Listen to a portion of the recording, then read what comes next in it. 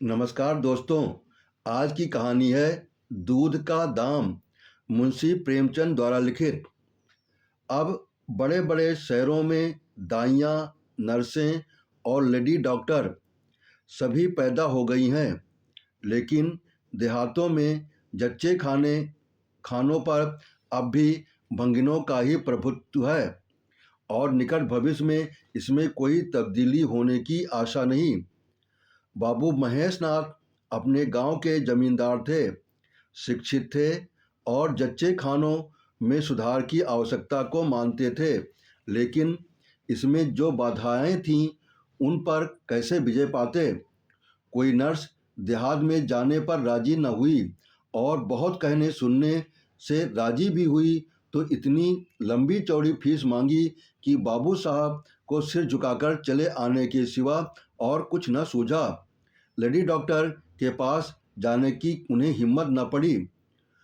उसकी फीस पूरी करने के लिए तो शायद बाबू साहब को अपनी आधी जायदाद बेचनी पड़ती। इसलिए जब 3 कन्याओं के बाद वो चौथा लड़का पैदा हुआ तो फिर वही गूदड़ था और वही गूदड़ की बहू। बच्चे अक्सर रात ही को पैदा होते हैं।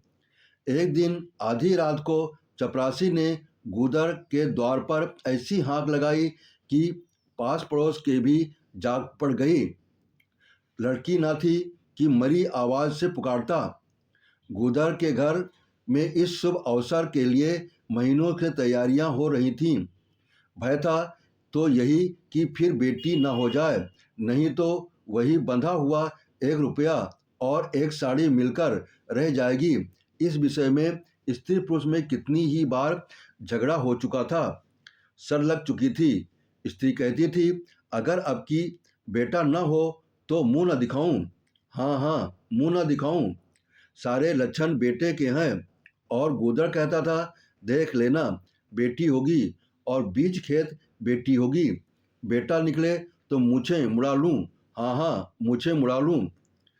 शायद गूदड़ समझता था कि इस तरह अपनी स्त्री में पुत्र कामना को बलवान करके वो बेटे की आवाई के लिए रास्ता साफ कर रहा है।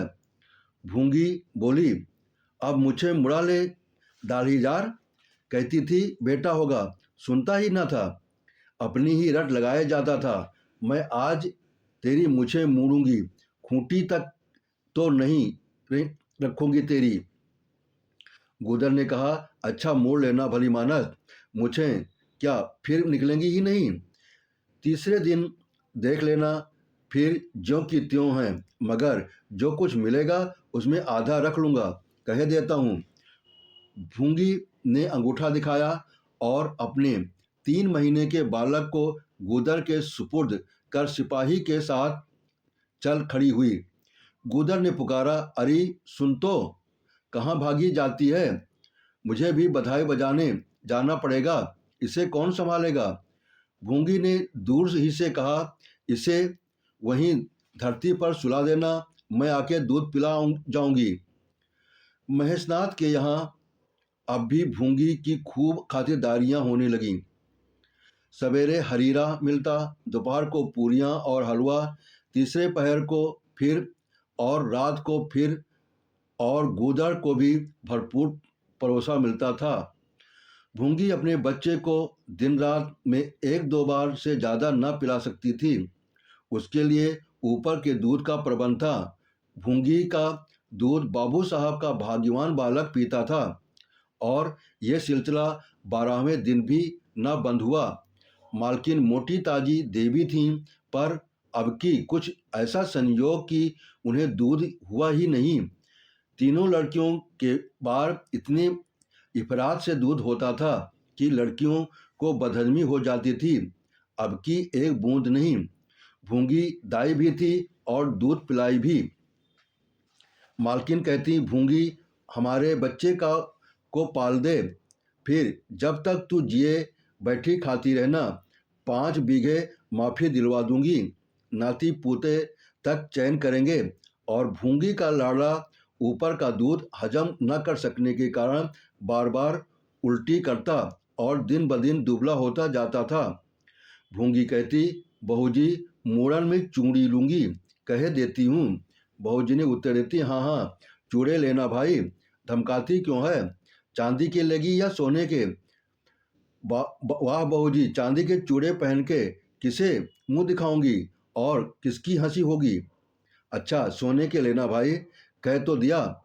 और ब्याह में कंठा लूँगी और चौधरी गुदड़ के लिए हाथों के तोड़े वो भी लेना। भगवान वो दिन तो दिखावे। घर में मालकिन के बाद भूंगी का राज था। महरियाँ, महाराजिन, नौकर चाकर सब उसका रोब मानते थे। यहाँ तक कि खुद बहू जी उससे दब जाती थीं। एक बार तो उसने महेशनाथ को भी डांटा था, हंसकर टाल गए। बात चली गई थी भंगियों की।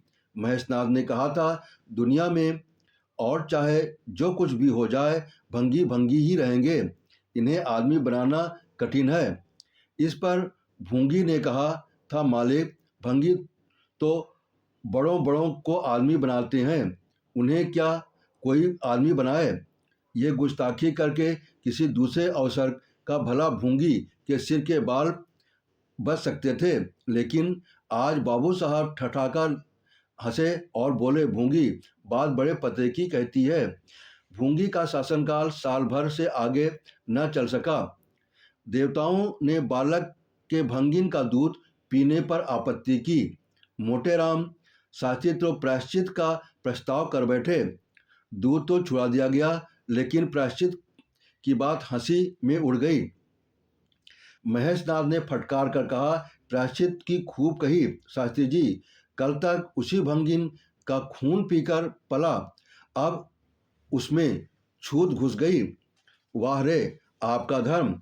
शास्त्री जी शिखा फटकार कर बोले, ये सत्य है कि वह कल तक भंगिन का रक्त पीकर पला, मांस खाकर पला, ये भी सत्य है, लेकिन कल की बात कल थी, आज की बात आज। जगन्नाथपुरी में छूत अछूत सब एक पंगत में खाते हैं, पर वहाँ तो नहीं खा सकते।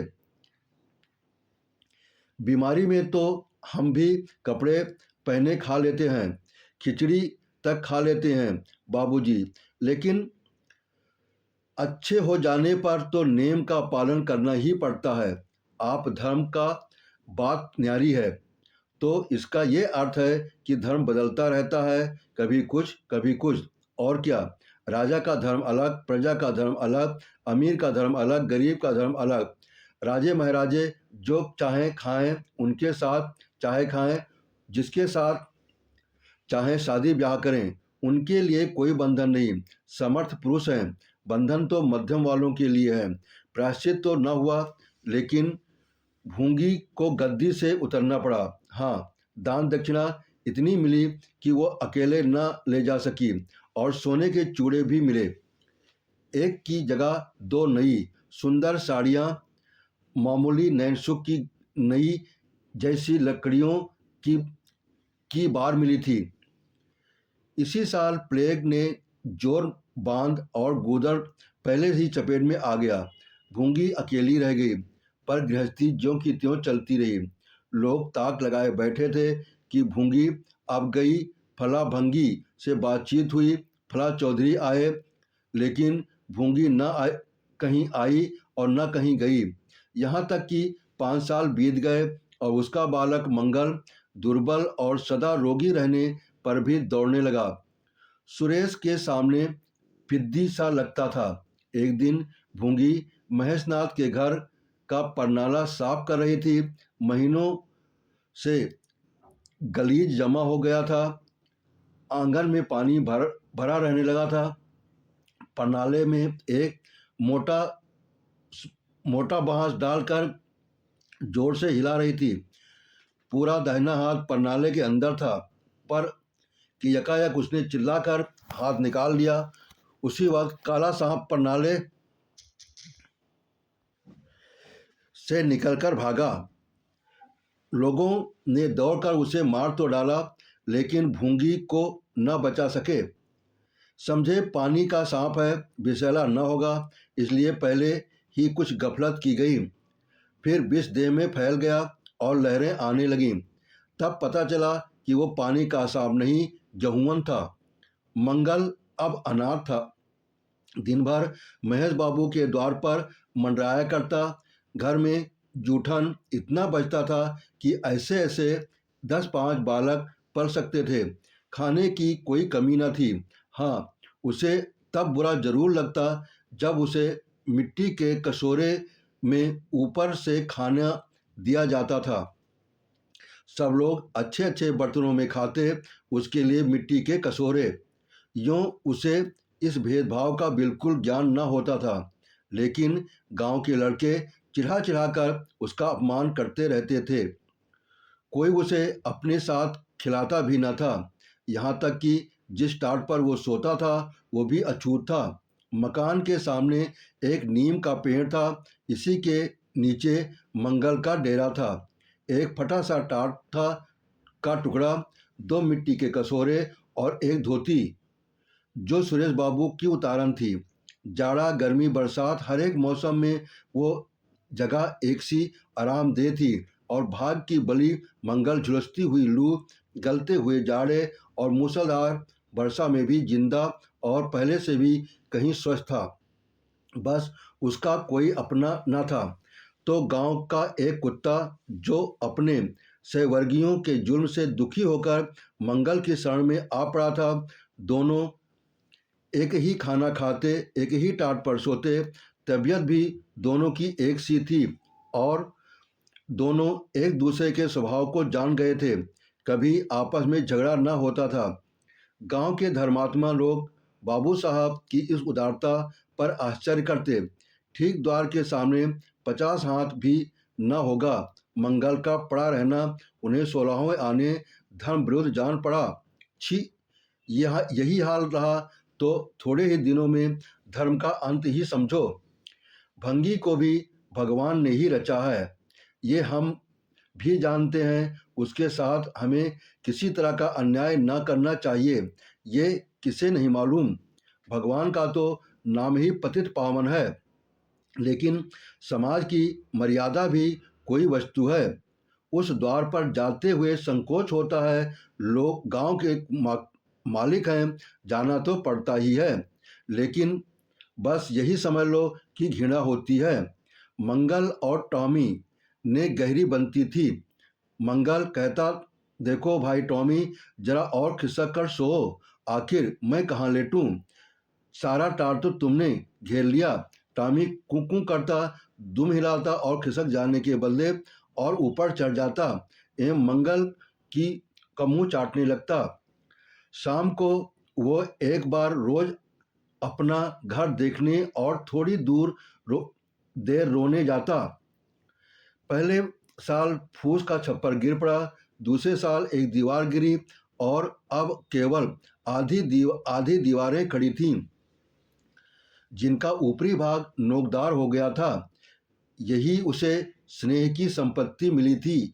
यही स्मृति ही, यही आकर्षण, वही प्यार उसे एक बार उस उजाड़ में खींच ले जाता था और टॉमी सदैव उसके साथ होता था।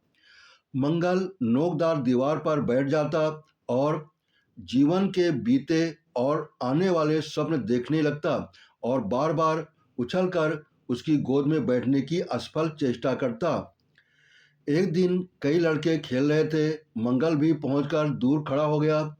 या तो सुरेश को उस पर दया आ गई या खेलने वालों की जोड़ी पूरी ना पड़ती थी, कह नहीं सकते। जो कुछ भी हो, तजवीज़ की कि आज मंगल को भी खेल में शरीक कर लिया जाए। यहाँ कौन देखने आता है? क्यों रे मंगल, खेलेगा? मंगल बोला, ना भैया, कहीं मालिक देख लें तो मेरी चमड़ी उधेड़ दी जाए। तुम्हें क्या, तुम तो अलग हो जाओगे। सुरेश ने कहा, तो यहाँ कौन आता है देखने बे? चल, हम लोग सवार सवार खेलेंगे। तू घोड़ा बनेगा, हम लोग ऊपर सवारी करके दौड़ाएंगे। मंगल ने शंका की, मैं बराबर घोड़ा ही रहूँगा कि सवारी भी करूँगा, ये तो बता दो। ये प्रश्न टेढ़ा था, किसी ने इस पर विचार न किया था। सूरज ने एक क्षण विचार करके कहा, मुझे कौन अपनी पीठ पर बैठाएगा, सोच। तुझे कौन अपनी पीठ पर बैठाएगा, सोच। आखिर तू भंगी है कि नहीं? मंगल भी खड़ा हो गया, बोला, मैं कब कहता हूँ कि मैं भंगी नहीं हूँ, लेकिन तुम्हें मेरी ही माँ ने अपना दूध पिलाकर पाला है। जब तक मुझे भी सवारी करने को न मिलेगी, मैं घोड़ा न बनूंगा। तुम लोग बड़े चढ़ाड़ हो, आप तो मजे से सवारी करोगे और मैं घोड़ा ही बना रहूं। सूरज ने डांट कर कहा, तुझे घोड़ा बनना पड़ेगा। और मंगल को पकड़ने दौड़ा। मंगल भागा, सूरज ने दौड़ाया, मंगल ने कदम और तेज किया। सूरज ने भी जोर लगाया, मगर वो बहुत खा खा कर थुल-थुल हो गया था और दौड़ने में उसकी सांस फूलने लगती थी। आखिर उसने रुक कर कहा, आकर घोड़ा बनो मंगल, नहीं तो कभी पा जाऊंगा तो बुरी तरह पीटूंगा। तुम्हें भी घोड़ा बनना पड़ेगा। अच्छा, हम भी बन जाएंगे। तुम पीछे से निकल जाओगे। पहले तुम घोड़ा बन जाओ, मैं सवारी कर लूँ, फिर मैं बनूंगा। सूरज ने चुपचाप चकमा देना चाहा था। मंगल का ये मुतालबा सुनकर साथियों से बोला, देखते हो इसकी बदमाशी, भंगी है ना। तीनों ने मंगल को घेर लिया और उसे जबरदस्ती घोड़ा बना दिया। सुरेश ने चटपट उसकी पीठ पर आसन जमा लिया और टिक टिक करके बोला, चल घोड़े चल। मंगल कुछ देर तक तो चला, लेकिन उस बोझ से उसकी कमर टूटी जाती थी। उसने धीरे से पीठ सिकोड़ी और सुरेश की रान के नीचे से सरक गया। सुरेश महोदय लद से गिर पड़े और भोंपू बजाने लगे। माँ ने सुना सुरेश कहीं रो रहा है। सुरेश कहीं रोए तो उनके तेज कानों में जरूर भनक पड़ जाती थी और उनका रोना भी बिल्कुल निराला होता था, जैसे छोटी लाइन के इंजन की आवाज़। मैरी से बोली, देख तो सुरेश कहीं रो रहा है, पूछ तो किसने मारा है। इतने में सुरेश खुद आंखें मलता हुआ आया। उसे जब रोने की का अवसर मिलता था तो माँ के पास फरियाद लेकर जरूर आता था। माँ मिठाई या मेवे देकर आंसू पोंछ देती थी। आप थे तो 8 साल के, मगर बिल्कुल गाउदी। हद से ज़्यादा प्यार ने उसकी बुद्धि के साथ वही किया था जो हद से ज़्यादा भोजन ने उसकी देह के साथ। माँ ने पूछा, क्यों रोता है सुरेश, किसने मारा। सूरज ने रोकर कहा, मंगल ने छू दिया। माँ को विश्वास न आया। मंगल इतना निरीह था कि उससे किसी तरह की शरारत की शंका न होती थी, लेकिन जब सुरेश कस्में खाने लगा तो विश्वास करना लाजिम हो गया। मंगल को बुलाकर डांटा, क्यों रे मंगल, अब तुझे बदमाशी सूझने लगी। मैंने तुझसे कहा था सुरेश को कभी मत छूना, याद है ना, बोल। मंगल ने दबी आवाज से कहा, याद क्यों नहीं है, तो फिर तूने क्यों छुआ। मैंने नहीं छुआ। तूने नहीं छुआ, वो रोता हुआ क्यों था। गिर पड़े, इससे रोने लगे।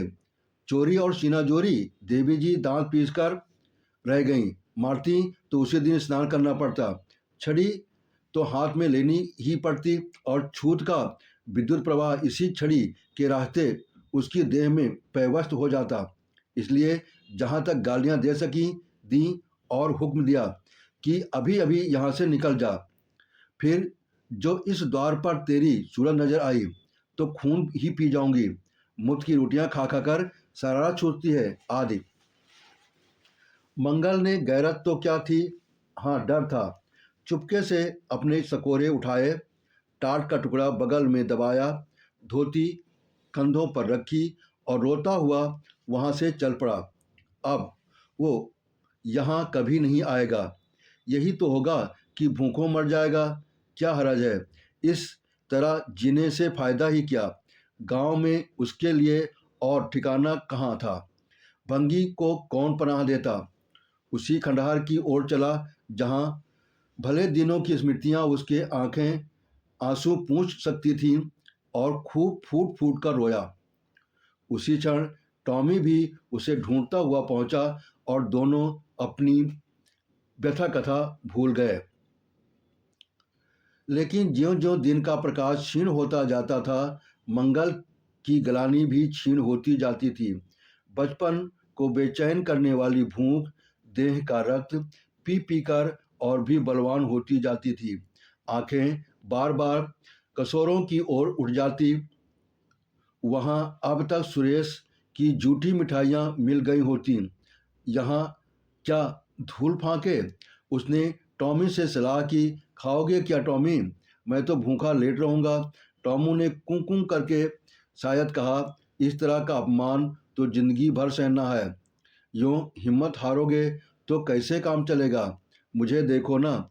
कभी किसी ने डंडा मारा, चिल्ला उठा, फिर जरा देर बाद दुम हिलाता हुआ उसके पास जा पहुंचा। हम तुम दोनों इसीलिए बने हैं न भाई? मंगल ने कहा, तो तुम जाओ, जो कुछ मिले खा लो, मेरी परवाह न करो।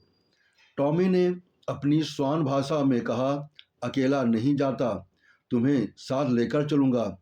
मैं नहीं जाता तो मैं भी नहीं जाता।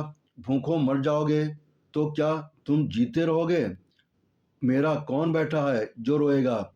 यहाँ भी यही हाल है भाई। क्वार में जिस कुतिया से प्रेम किया था उसने बेवफाई की और अब कल्लू के साथ है। खैरियत यही है कि अपने बच्चे लेती गई, नहीं तो मेरी जान गाढ़े में पड़ जाती। 5-5 बच्चों को कौन पालता? एक क्षण के बाद भूख ने एक दूसरी युक्ति सोच निकाली। मालकिन हमें खोज रही होंगी क्या टॉमी? और क्या, बाबूजी और सुरेश खा चुके होंगे। कहार ने उनकी थाली में जूठन निकाल लिया होगा और हमें पुकार रहा होगा। बाबूजी और सुरेश दोनों की थालियों में घी खूब रहता है और वो मीठी मीठी चीज़ें भी, हाँ मलाई, सब का सब पूरे घूरे पर डाल दिया जाएगा। देखें, हमें खोजने कोई आता है? खोजने कौन आएगा? क्या कोई पुरोहित हो? एक बार मंगल मंगल होगा बस, थाली प्रणाले में उड़ेल दी जाएगी। अच्छा तो चलो चलें, मगर मैं छिपा रहूँगा। अगर किसी ने मेरा नाम लेकर न पुकारा तो मैं लौट आऊँगा, समझ लो। दोनों वहाँ से निकले और आकर महेशनाथ के द्वार पर अंधेरे में दबक कर खड़े हो गए। मगर टॉमी को सब्र कहाँ। वो धीरे से अंदर घुस गया। देखा, महेशनाथ और सुरेश थाली पर बैठ गए हैं। बरोठे में धीरे से बैठ गया, मगर डर रहा था कि कोई डंडा न मार दे। नौकर में बातचीत हो रही थी। एक ने कहा, आज मंगलवा नहीं दिखाई देता, मालकिन ने डांटा था, इससे भागा है शायद। दूसरे ने जवाब दिया, अच्छा हुआ निकाल दिया गया, सवेरे सवेरे भंगी का मुंह देखना पड़ता था। मंगल और अंधेरे में खिसक गया। आशा गहरे जल में डूब गई। महेशनाथ थाली से उठ गए। नौकर हाथ धुला रहा था। अब हिक्का पिएंगे और सोएंगे। सुरेश अपनी माँ के पास बैठा कोई कहानी सुनता सुनता सो जाएगा। गरीब मंगल को किसे चिंता है? इतनी देर हो गई, किसी ने भूल से भी न पुकारा। कुछ देर तक वो निराशा से खड़ा रहा।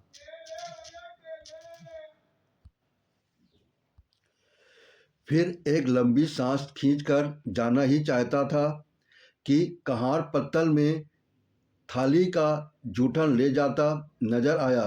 मंगल अंधेरे से निकलकर प्रकाश में आ गया। अब मन को कैसे रोके? कहार ने कहा, अरे तू यहाँ था? हमने समझा कि कहीं चला गया। ले खा ले, मैं फेंकने ले जा रहा था। मंगल ने दीनता से कहा, मैं तो बड़ी देर से यहाँ खड़ा था। तो बोला, क्यों नहीं? मारे डर के। अच्छा ले खा ले। उसने पत्तल को ऊपर उठाकर मंगल के फैले हुए हाथों में डाल दिया। मंगल ने उसकी ओर ऐसी आंखों से देखा जिसमें दीन कृतज्ञता भरी हुई थी। टॉमी भी अंदर से निकल आया था। दोनों वहीं नीम के नीचे पत्तल में खाने लगे। मंगल ने एक हाथ से टॉमी का सिर सहला कर कहा, देखा, पेट की आग ऐसी होती है। एक लात की मारी हुई रोटियां भी न मिलती तो क्या करते? टॉमी ने दुम हिला दी। सुरेश को अम्मा ने पाला था। टॉमी ने तुम टॉमी ने फिर दुम हिलाई। लोग कहते हैं दूध का दाम कोई नहीं चुका सकता और मुझे दूध का ये दाम मिल रहा है। टॉमी ने फिर दुम हिलाई। आपने कहानी सुनी, इसके लिए आपका बहुत बहुत धन्यवाद और आपने सब्सक्राइब किया, इसके लिए दिल से आभार।